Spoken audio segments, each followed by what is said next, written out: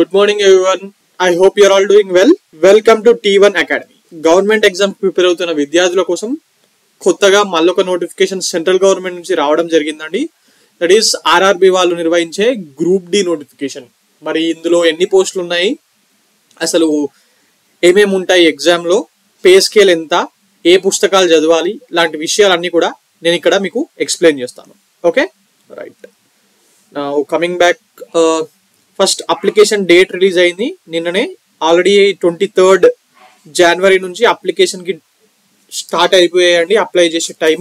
మరి ఎప్పటి వరకు చేయొచ్చు అంటే February 22nd is the last date. ఫిబ్రవరి 22వ తారీఖు వరకు లాస్ట్ డేట్. 1 month టైం ఇచ్చారు, January 23rd నుంచి February 22nd వరకు. Okay, right. 1 month టైం ఉంది, చూసుకొని అప్లై చేసుకోండి. బేసిక్ లెవెల్ ఎగ్జామే, కాకపోతే వర్క్ ప్రెషర్ పెద్దగా ఉండదు. Right. Now coming back to vacancies. గట్టి వేకెన్సీస్ ఉన్నాయండి, చాలా ఎక్కువగా ఉన్నాయి. ఆల్ ఇండియా లెవెల్ కాంపిటీషన్ ఉన్నట్టు మీకు అనిపిస్తుంది, బట్ సపరేట్ గా ఆర్ఆర్బి సికింద్రాబాద్ లో మాత్రమే మన తెలుగు రాష్ట్రాల వాళ్ళు ఎలిజిబుల్ అవుతారు అప్లై చేయడానికి. ఓకే, ఆర్ఆర్బి సికింద్రాబాద్ లో మాత్రమే అప్లై చేసుకోండి. ఎందుకంటే ఒక్కసారి మీరు ఇక్కడ ఒక ఆర్ఆర్బిలో అప్లై చేస్తే వేరే ఆర్ఆర్బిలో అప్లై చేయడానికి ఆటోమేటిక్ గా డిస్క్వాలిఫై అవుతారు, చేయకూడదు అలా. ఓకే, ఏదైనా ఒకటే ఆర్ఆర్బికి చేసుకోవాలి. అయితే ఆర్ఆర్బి సికింద్రాబాద్ అనే చేసుకోండి, లేకపోతే ఆర్ఆర్బి ఇంకేదన్నా బాంబే అలా ఏదైనా చేసుకోండి. ఓకే, నా వేకెన్సీస్ గట్టిగా ఉన్నాయి, 32,438. మరి పే స్కేల్ 18,000 నుంచి స్టార్ట్ అవుతుందంట. Okay, age 18 to 36 years. ఈసారి 3 years పెంచారండి. జనరల్ గా ఎప్పుడైనా రైల్వే వాళ్ళ ఏజ్ 18 to 33 years ఉంటది. అయితే కోవిడ్ వల్ల ఆర్ఆర్బి వల్ల వేకెన్సీస్ రాలేదు.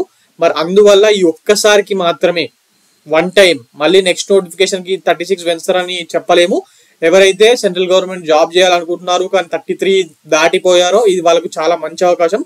36 years ఇచ్చారు. ఒక్కసారి అప్లై చేయండి, సరిగ్గా చదవండి, జాబ్ వచ్చేస్తుంది. పెద్దగా కాంపిటీషన్ ఏమీ ఉండదండి. ఎందుకంటే ఆల్రెడీ మొన్ననే తెలంగాణలో Group 4 లో 8,000 మంది జాయిన్ అయిపోయారు. ఆ Group 4 జాబ్లు వచ్చిన వాళ్ళు ఎవ్వరూ కూడా ఈ ఎగ్జామ్స్ రాయరండి, ఆర్ఆర్బి గ్రూప్ డి రాయరు. ఓకే, దానికన్నా కొంచెం చిన్న లెవెల్ జాబ్ ఇది, అందువల్ల రాయరు. సో కాంపిటీషన్ తక్కువగా ఉంటుంది. సరిగ్గా రాయండి, వచ్చేస్తుంది. Okay, right. ఈ 36 years ఓపెన్ వాళ్ళకు, ఇది కాకుండా BC, SC, ST and PWD వాళ్ళకు ఏజ్ రిలాక్సేషన్ ఉంటుంది. ఈడబ్ల్యూఎస్ వాళ్ళకు ఏ ఏజ్ రిలాక్సేషన్ అనేది లేదండి. ఓకే, 36 వరకు మాత్రం. ఎస్సీ అండ్ ఈడబ్ల్యూఎస్ 36 సంవత్సరాలు, వేరే వాటికి ఎక్స్టెన్షన్ అనేది ఉంటుంది. ఒక్కసారి చూడండి నోటిఫికేషన్ కంప్లీట్ గా. నేను ఇక్కడ ఇంపార్టెంట్ పాయింట్స్ మాత్రమే చెప్తున్నాను. అప్లై చేసి సరిగ్గా చదవండి, జాబ్ డామ్ షూర్ గా వస్తుంది. Okay, right. Closing date of application 22nd February వరకు ఉంది. ఇందాక నేను చెప్పిన పాయింట్ ఉంది కదా, only 1 application is required to be submitted to the selected railway for all its notified posts in its 10 candidates can apply to only 1 railway. ఏదైనా ఒక్కటే ఆర్ఆర్బికి apply చేసుకోవాలా. అండ్ మీరు ఒక్కసారి ఆర్ఆర్బి సికింద్రాబాద్ అని పెట్టి అప్లై చేసేసారు అనుకోండి, ఎడిట్ చేసుకునే అవకాశం ఉంటుంది, కానీ అక్కడ ఆర్ఆర్బి చేంజ్ చేయడానికి లేదు. ఓకే, ఆర్ఆర్బి చేంజ్ చేయడానికి ఉండదు. ఏమన్నా మీ డీటెయిల్స్ ఏమన్నా కొంచెం అటు ఇటుగా ఉంటే వేస్తుంది, కానీ ఒక్కసారి మీరు పెట్టుకున్న తర్వాత మళ్ళీ ఎడిట్ చేయరాదు. సో ఫైనల్ గా మొత్తం పోస్టులు ఎన్ని ఉన్నాయి, అందులో మన ఆర్ఆర్బికి ఎన్ని ఉన్నాయి అవన్నీ చూసుకోండి. మళ్ళీ ఇంకొకటి ఇందులో ముఖ్యమైన పాయింట్ ఏంటంటే, రైల్వేస్ లో మీరు ఒక్కసారి ఆర్ఆర్బి తీసుకొని జాబ్ జాయిన్ అయిన తర్వాత మినిమం 5 to 10 years వరకు 5 to 10 years వరకు కూడా మీకు ఆర్ఆర్బి నుంచి మన సొంత ఆర్ఆర్బికి చేంజ్ చెయ్యరండి. అంటే ఫర్ ఎగ్జాంపుల్ ఏం చెప్తున్నానంటే, లాస్ట్ టైం చాలా మంది ఆర్ఆర్బి ఎన్టీపీసీ నోటిఫికేషన్ వచ్చినప్పుడు బాంబే జోన్ లో చాలా ఎక్కువ పోస్టులు ఉన్నాయని చెప్పి అక్కడ అప్లై చేసుకున్నారు. బాంబే అంటే పోయి మిమ్మల్ని బాంబేలో, ముంబైలో కూర్చోబెట్టాడండి. చుట్టుపక్కల మస్తు ఏరియాలు ఉంటాయి కదా, చిన్న చిన్న పల్లెటూర్లు, అవి ఇట్లా లేస్తాడు. అవి తట్టుకోలేక ట్రాన్స్ఫర్ల కోసం ట్రై చేసారు, కానీ సీదా సాఫ్ చెప్పేశారు ఇయ్యము అని చెప్పి. ఇంకా నార్త్ వాళ్ళకి అయితే కొంచెం కనెక్షన్స్ ఉంటాయి కాబట్టి రైల్వేస్ లో రైల్వే మినిస్టర్స్ కూడా ఎప్పుడు నార్త్ వాళ్ళే ఉంటారు కాబట్టి వాళ్ళకు 5 years లో ప్రమోషన్ ఇస్తుంది. మన తెలుగు వాళ్ళకు, సౌత్ వాళ్ళకు అయితే 10 ఏళ్ల వరకు లూప్ లైన్ లోనే ఉంటారు, ట్రాన్స్ఫర్ జరిగే అవకాశమే ఉండదండి. సో అలాంటి రిస్కులు చేయకండి. ఆర్ఆర్బి బాంబే అప్లై చేస్తా, ఆర్ఆర్బి జమ్మూ కాశ్మీర్ అట్లా ఏవో అప్లై చేస్తా అనుకోకండి. మన ఆర్ఆర్బి సికింద్రాబాదే సేఫ్ సైడ్, ఇదే అప్లై చేసుకోండి. అప్లికేషన్ ప్రాసెస్ లో భాగంగా మీరు ఒక అకౌంట్ ఓపెన్ చేయాల్సి ఉంటుంది. Candidates will be asked to create a account. ఈ అకౌంట్ లో మీ మొబైల్ నంబరు, ఈమెయిల్ ఐడి అనేది అడుగుతారు. అవి ఫస్ట్ మీరు యూసేజ్ లో ఉన్నాయే ప్రాపర్ గా ఇవ్వండి, ఎందుకంటే మళ్ళీ ఎడిట్ చేసుకునే అవకాశం ఉండదు. ఎప్పుడైనా ఆర్ఆర్బి అప్లై చేసేటప్పుడు ఆర్ఆర్బిస్ ఉన్నాయి కదా సికింద్రాబాద్ ఇవి, అవి ఒక్కసారి పెడితే మాడిఫై చేయలేరు. అలాగే మొబైల్ నంబర్, ఈమెయిల్ ఐడి ఒక్కసారి పెడితే మాడిఫై చేయడం కుదరదు. సో అవి జాగ్రత్తగా చూసుకోండి. Okay right. ఇక్కడ నేను ఇందాక చెప్పింది ఉందా, newly appointed candidates completes at least 5 to 10 years of service. Okay, no request for transfer కి 5 to 10 years వరకు ఎలాంటి ఛాన్స్ ఉండదు. ముఖ్యంగా మన సౌత్ వాళ్ళకి అయితే 10 ఏళ్ల వరకు ఇవ్వరు. ఓకే, అట్లా అప్లై చేసి ఆర్ఆర్బి ఎన్టీపీసీలో నాకు తెలిసిన వాళ్ళే లాస్ట్ టైం అలా వేరే జోన్స్ లో ఎక్కువ పోస్టులు ఉన్నాయి, అక్కడ జాబ్ వచ్చే అవకాశం ఎక్కువగా ఉంటుంది అప్లై చేసి ఆడ ఫుడ్ ఇవన్నీ ఏం సెట్ కాక రిజైన్ చేసి వచ్చేసిన వాళ్ళు కూడా ఉన్నారు. నేను ఆర్ఆర్బి గ్రూప్ డి గురించి చెప్తలే, గ్రూప్ డి కన్నా ఎన్టీపీసీ హయ్యర్ లెవెల్ పోస్టులు కదా. ఎస్, అవే రైల్వే స్టేషన్ మాస్టర్ గా ఎక్కడెక్కడనో వేస్తే ఉండలేక వచ్చేసిన వాళ్ళు ఉన్నారు రిజైన్ చేసేసి. సో ఇక్కడికే అప్లై చేసుకోండి. నా వేకెన్సీస్ చూస్తే ఇట్లా 14 రకాల పోస్టులు ఉన్నాయండి. అన్నిటికీ కూడా మినిమం 10th క్లాస్ చదువు ఉండాలి, or ITI or equivalent national apprenticeship certificate granted by NCVT. 10th చదివిన వాళ్ళైనా, లేకపోతే ఐటీఐ చేసిన వాళ్ళైనా, లేకపోతే ఈ ఎన్సీవిటి వాళ్ళు ఇచ్చే నేషనల్ అప్రెంటిస్షిప్ సర్టిఫికేట్ అనేది ఒకటి ఉంటుంది, మరి అది చేసిన వాళ్ళకైనా ఎవరికైనా ఎలిజిబిలిటీ ఉంది. ఇక్కడ మెడికల్ స్టాండర్డ్ అనేది కూడా ఇంపార్టెంట్ అండి. మెడికల్ స్టాండర్డ్స్ బాగా చెక్ చేస్తారు. ఓకే, ఈ పోస్టులు 14 రకాలు, అన్నిటికీ సేమ్ ఏజ్ 18 to 36 years, అన్నిటికీ సేమ్ 10th పాస్ అయి ఉండాలా. ఓకే, పే స్కేల్ కూడా 18,000 నుంచే స్టార్ట్ అవుతుంది అన్నిటికీ. ఇవన్నీ డిఫరెంట్ డిపార్ట్మెంట్స్, మీరు చూస్ చేసుకునేటప్పుడు మళ్ళీ ఏ డిపార్ట్మెంట్ మంచిది అదంతా మనం ఎగ్జామ్ అయిపోయిన తర్వాత మాట్లాడుకుందాం. ఓకే, ఈ మెడికల్ స్టాండర్డ్స్ కొంచెం బేసిక్ మెడికల్ స్టాండర్డ్స్ ఉంటాయి, అవి ఉండాలా. రైట్, యా, ఉన్న వాటిలో ఎక్కడెక్కడ పోస్టులు ఎక్కువ ఉన్నాయి అనేది చూడండి. అంటే ఏ డిపార్ట్మెంట్ లో మన ఇది ఓన్లీ సౌత్ సెంట్రల్ రైల్వేకి సంబంధించింది. అంటే మన సికింద్రాబాద్ డివిజన్ ఉంది కదా, ఎస్, సికింద్రాబాద్ డివిజన్ కి మాత్రమే నేను ఇక్కడ ఇస్తున్నాను. ఎందుకంటే ప్రిఫరబుల్లీ వేరే జోన్ పెట్టుకోవడం అనేది ప్రిఫరబుల్ కాదండి, మన జోనే పెట్టుకోండి. ఓకే, నంబర్ ఆఫ్ వేకెన్సీస్ మొత్తము 1642 ఉన్నాయి. అందులో ఓపెన్ 710, ఇక రిజర్వేషన్లు SC, ST, OBC, EWS. Okay, total గా 1642 ఉన్నాయి. ఎక్స్ సర్వీస్ మెన్ కి కూడా బాగానే పోస్టులు ఉన్నాయి, 327. ఓకే, ఇవన్నీ ఇక ఫిజికలీ హ్యాండిక్యాప్డ్ పీడబ్ల్యూడి వాళ్ళకి సంబంధించినవి. ఒకసారి చూడండి, మంచి నోటిఫికేషన్ అండి, ఎక్కువ పోస్టులు ఉన్నాయి. ఓకే, 1642 అనేది 2 రాష్ట్రాల విద్యార్థులు పోటీ పడతారు, కాకపోతే తెలంగాణ అండ్ ఏపీ. ఇక్కడ నేను చెప్పిన కొన్ని మెడికల్ స్టాండర్డ్స్ ఉండాల్సి వస్తుంది కంపల్సరీ అని చెప్పి, అవి ఇవి ప్రతి దాని పక్కకు మీకు A1, A2 ఇట్లా C1, B1, C1 ఇవన్నీ ఉన్నాయి కదా. ఎస్, దానికి సంబంధించి మెడికల్ స్టాండర్డ్ అంటే ఏంటి అనేది ఇక్కడ ఉంది. A2 మెడికల్ స్టాండర్డ్ A2 ఉన్న వాళ్ళకు జనరల్ ఫిట్నెస్, ఫిజికలీ ఫిట్ ఉండాలి అన్నిటికీ. రైల్వేలో ట్రైన్స్ దగ్గర మీరు పనిచేస్తూ ఉంటారు కాబట్టి విజన్, కంటి చూపు అనేది చాలా చాలా కీలకం అండి. సో సైట్ ఉన్న వాళ్ళని పెద్దగా ఎంకరేజ్ చేయరు వాళ్ళు. సైట్ తీసేపించుకోవడానికి మీకు జాబ్ వచ్చిన తర్వాత ఆపరేషన్ కూడా చేయించుకోవచ్చు. ఓకే రైట్, ఇవన్నీ చూడండి. నైట్ విజన్ సరిగ్గా కనిపిస్తుందా, బైనాకులర్ విజన్, కలర్ విజన్ అంటే కొన్ని కలర్లు కనిపించాయి కదా, అట్లా ఏం లేదు కదా, ఇవన్నీ చెక్ చేస్తారు. Okay right. So coming back, మళ్ళీ ఏజ్ లిమిట్ ఇందాక నేను చెప్పాను కదా 3 years పెంచారు అని చెప్పి. 18 to 33 ఉంటుంది, జనరల్ గా 36 కి పెంచడం జరిగింది. అండ్ ఇక బీసీ, ఓబీసీ వాళ్ళకు, నాన్ క్రిమిలేయర్ ఉన్న వాళ్ళకు 3 years ఎక్స్టెన్షన్, అంటే 39 వరకు రాసుకోవచ్చు. ఎస్సీ ఎస్టీస్కి ఏమో 41 వరకు రాసుకోవచ్చు. ఎక్స్ సర్వీస్ మెన్ వాళ్ళకు కూడా ఎక్స్టెన్షన్ ఉందండి, 3 years. వారు అన్రిజర్వ్డ్ అండ్ ఈడబ్ల్యూఎస్ వాళ్ళు అయితే ఎక్స్ సర్వీస్ మెన్ వాళ్ళు 39 వరకు రాయొచ్చు. అదే ఓబీసీ ఎన్సీఎల్ వాళ్ళు అయితే 42 వరకు రాయొచ్చు. ఎస్సీ ఎస్టీ వాళ్ళు అయితే 44 వరకు రాయొచ్చు. అది ఎక్స్ సర్వీస్ మెన్ అయి ఉంటే, మీరు ఎక్స్ సర్వీస్ మెన్ అయి ఉంటే. ఓకే, పర్సన్స్ విత్ పీడబ్ల్యూడి వాళ్ళకు bench mark disabilities 10 years extra ఉంది. అన్రిజర్వ్డ్ అండ్ ఈడబ్ల్యూఎస్ క్యాండిడేట్స్ కి అంటే 36 అంటే 46 వరకు రాయొచ్చు. ఓబీసీ ఏమో 49 వరకు రాయొచ్చు. ఎస్సీ ఎస్టీస్ ఏమో 51 వరకు రాయొచ్చు. రిటైర్మెంట్ ఏమో 60కి అవుతుంది. ఓకే, రిటైర్మెంట్ అందరికి సేమ్ అండి.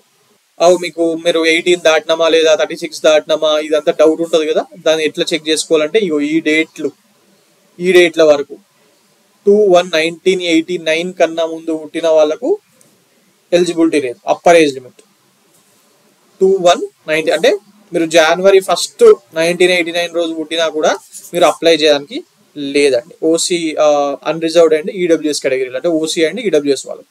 ఓకే, ఇక ఓబీసీ నాన్ క్రిమిలేయర్ వాళ్ళకేమో January 2, 1986 కన్నా ముందు పుడితే ఎలిజిబిలిటీ లేదు. ఇదంతా చూడండి ఒకసారి. Okay right. బేసిక్ ఫీజ్ అండి, ఎగ్జామినేషన్ ఫీజు 500 రూపాయలు ఉంది. కాకపోతే మీరు అప్లై చేసి సిబిటి ఎగ్జామ్ హాల్కి పోయి ఎగ్జామ్ రాస్తే 400 రూపాయలు రిటర్న్ ఇచ్చేస్తారు. రీఫండ్ మీ బ్యాంక్ అకౌంట్కి వచ్చేస్తారు. అప్లై చేసినాము కానీ ఎగ్జామ్ పోలేదు అంటే రావు. ఓకే, ఖచ్చితంగా అప్లై చేసి వెళ్ళాలి.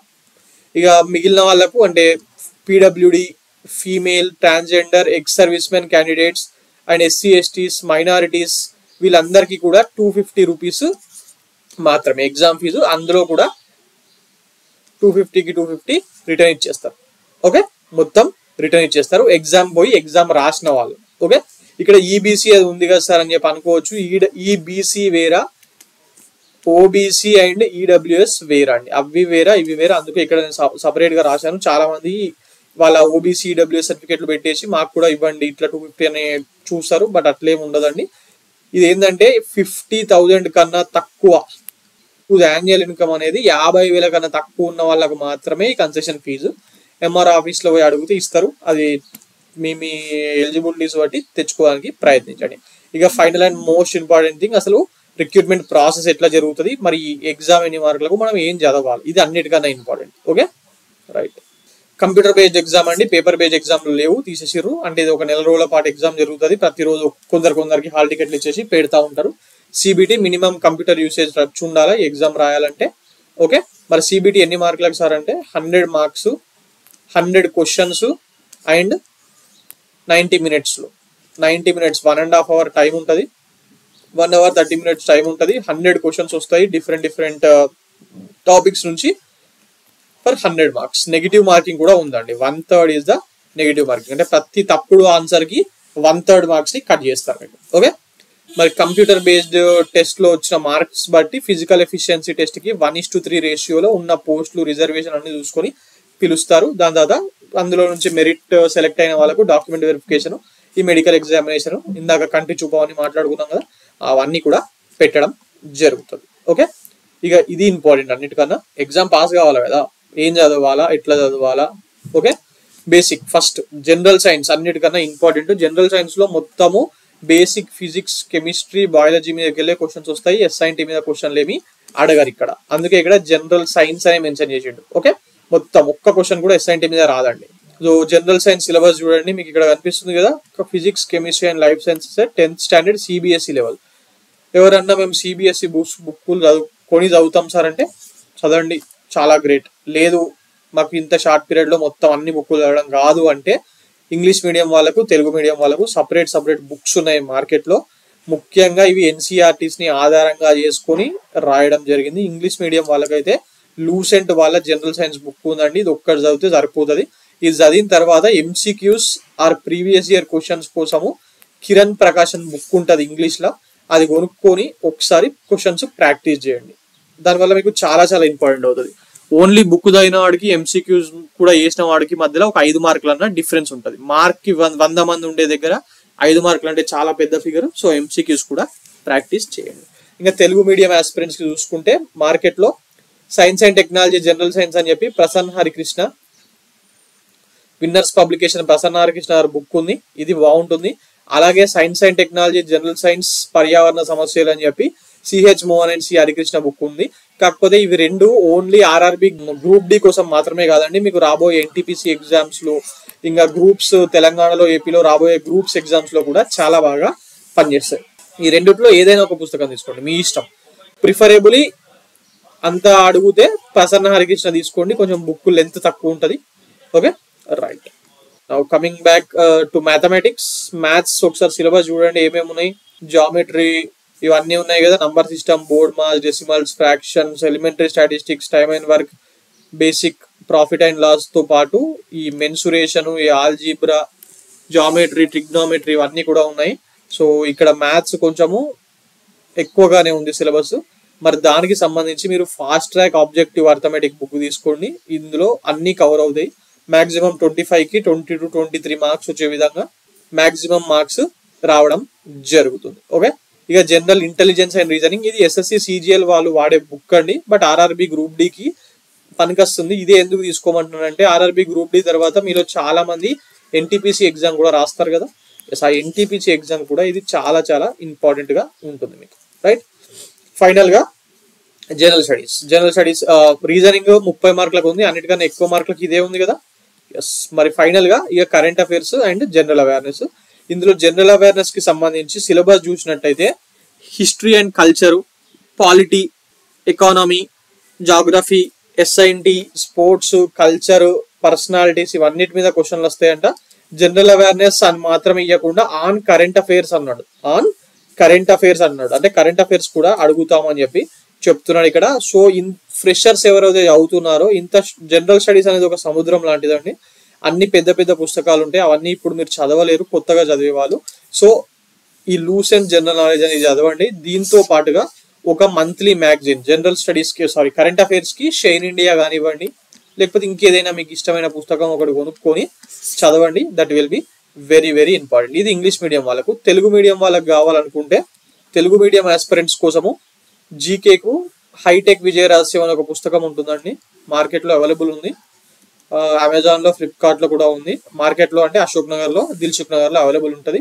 ఒకసారి చూడండి, హైటెక్ విజయ రహస్యం అని చెప్పి ఈ పుస్తకం ఉంటుంది. మ్యాథ్స్ కి మరియు రీజనింగ్ కి తెలుగు పుస్తకాలంటే మ్యాథ్స్ కి మనకు ఎస్ చాంద్ బుక్ ఉంది కదా, ఎస్ అది తీసుకోండి. రీజనింగ్ కూడా ఎస్ చాంద్ బుక్ ఉంది తెలుగులో. కోచింగ్ సెంటర్ వాళ్ళు అమ్మే మెటీరియల్ ఉన్నా కూడా ఏదైనా ఒకటి తీసుకుని దాన్ని ప్రాక్టీస్ చేయండి. మ్యాథ్స్, రీజనింగ్ మీకు ఏ బుక్ తీసుకున్నారన్న దానికన్నా ఎన్ని క్వశ్చన్స్ ప్రాక్టీస్ చేశారనేది ఇంపార్టెంట్. ఓకే, సో ఫైనల్ గా అది అయిపోయిన తర్వాత మరి మనకు అందులో టాప్ వచ్చిన వాళ్ళ నుంచి 1:3ని ఫిజికల్ ఎఫిషియన్సీ టెస్ట్ కి పిలుస్తారండి. ఫిజికల్ ఎఫిషియన్సీ టెస్ట్ కి పిలవడం జరుగుతుంది. ఓకే, మరి ఇందులో మ్యాండేటరీ ఇక్కడ మేల్ క్యాండిడేట్స్ కి, ఫీమేల్ క్యాండిడేట్స్ కి ఉన్నాయి కదా. ఇందులో ఏ రిజర్వేషన్లు ఏమీ ఉండవు. ఇది ఇక్కడ ఖచ్చితంగా వీటిని క్వాలిఫై కావాల్సి ఉంటుంది. 35 kgs of weight bag, general గా మన ఇసుక ఉంటుంది కదా, ఆ ఇసుకే బ్యాగ్ ఇస్తారు. దాన్ని 100 meters ఉరుకుమంటారు 2 minutes లో. Should be able to lift and carry 35 kgs of weight for distance of 100 meters in 2 minutes and in one chance without putting the weight down. అంటే మీ చేతులు చాలా బలంగా ఉండాలి. 35 kgల బ్యాగ్ అంటే మన 25 kgల రైస్ బ్యాగ్ ఉందా, ఆ రైస్ బ్యాగ్ కన్నా ఎక్కువ కదా 35 kgలు. అంటే 35 కిలోల సంచినిచ్చి చేతుల్లో పట్టుకొని 100 మీటర్లు 2 నిమిషాలు ఉరుకుమంటారు. సో ఇది ఒకటి బాగా చూసుకోండి. అలాగే ఇంకోటి ఏంటంటే should be able to run for distance of 1000 meters in 4 minutes and 15 seconds in one chance. 1000 meters running competition ఉంటుంది, దాన్ని 4 minutes 15 seconds లో రన్ చేయాలి. సో బేసికలీ ఇవన్నీ రైల్వే ట్రాక్ గార్డు ఇట్లా పోస్టులు ఉంటాయి, ఫిజికలీ గట్టిగా ఉండాలి కాబట్టి అందుకోసం ఇవి పెట్టడం జరిగింది. మరి ఆడవాళ్ళకు మాత్రము 20 kgs బ్యాగ్ ని 100 meters పాటు మోసుకొని వెళ్ళాల్సి ఉంటుంది ఇన్ 2 minutes. Okay right. మరి 1000 meters రన్నింగ్ లేడీస్ కి కూడా ఉందండి, కొంచెం టైం ఎక్కువ ఇచ్చాడు, 5 minutes and 40 seconds. ఇది ఫిజికలీ చాలా స్ట్రాంగ్ గా ఉండి స్పోర్ట్స్ బాగా వచ్చిన వాళ్ళకు కొంచెం ఈజీ అవుతుంది. లేని వాళ్ళు రోజు గ్రౌండ్కి వెళ్ళి ప్రాక్టీస్ చేయండి. ఓకే, సో ఇదండి ఈ నోటిఫికేషన్ సంబంధించిన total information. For more information like this, do visit T1 Academy. Thank you.